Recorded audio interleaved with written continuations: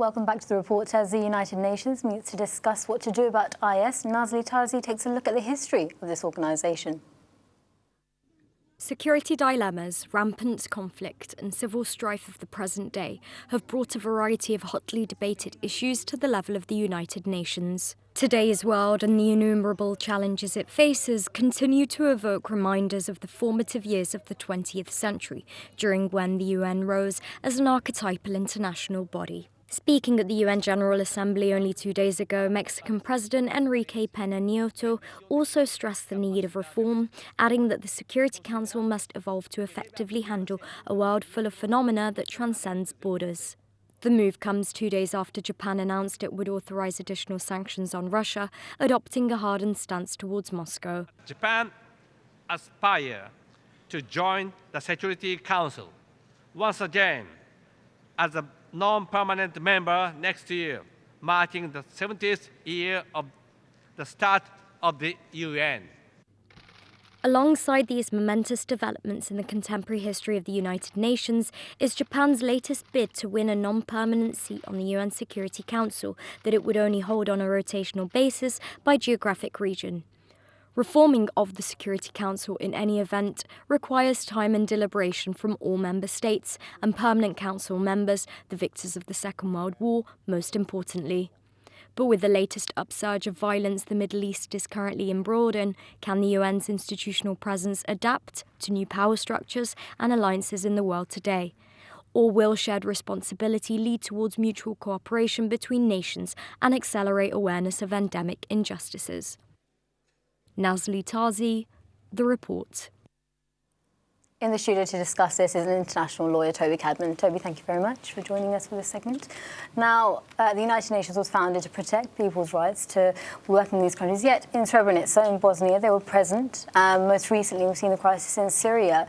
Is the United Nations now defunct? No, I wouldn't say it's defunct. I think what was said in the report is quite right. It just needs to adapt to modern-day circumstances.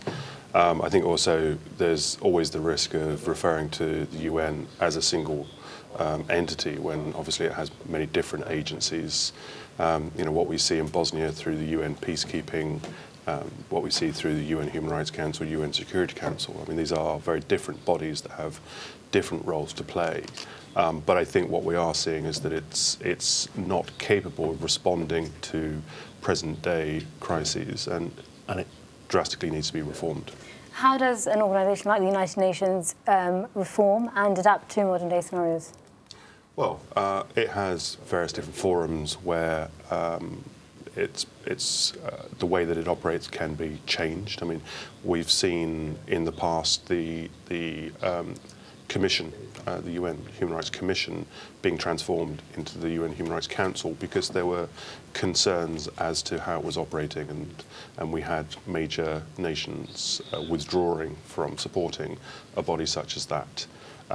As far as the UN Security Council is concerned, as we know, one of the biggest concerns that it has is the power to veto resolutions, and that's where one of the major problems comes from. On that note, what do you think of France's proposal to suspend the right to veto?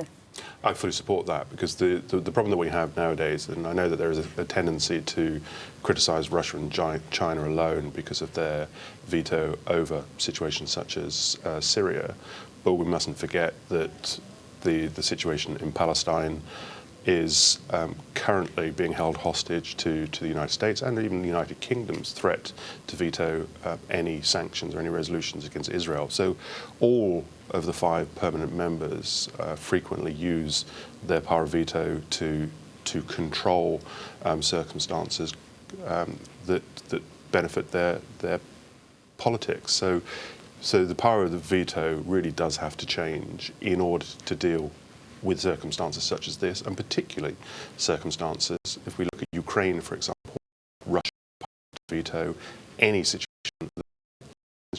when they are the contributing factor to the crisis. So I think that in itself has indicated that we need to reform that, and we need to remove the power of veto.